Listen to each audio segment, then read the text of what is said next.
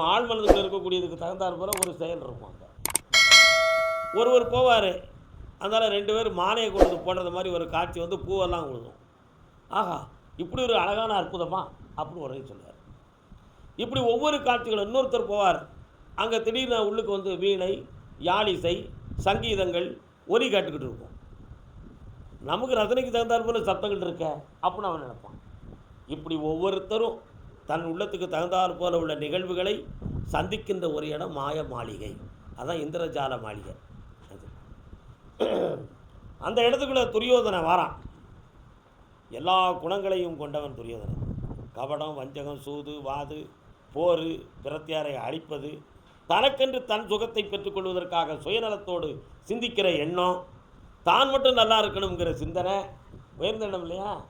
தான் மட்டும் நல்லா இருக்கணும்னு நினைக்கிறது தானே உலகத்திலே உயர்ந்த எண்ணம் இல்லையா? அதான் எல்லாரும் நல்லா இருக்கும்னு நினைக்கிறது உயர்ந்த எண்ணமா?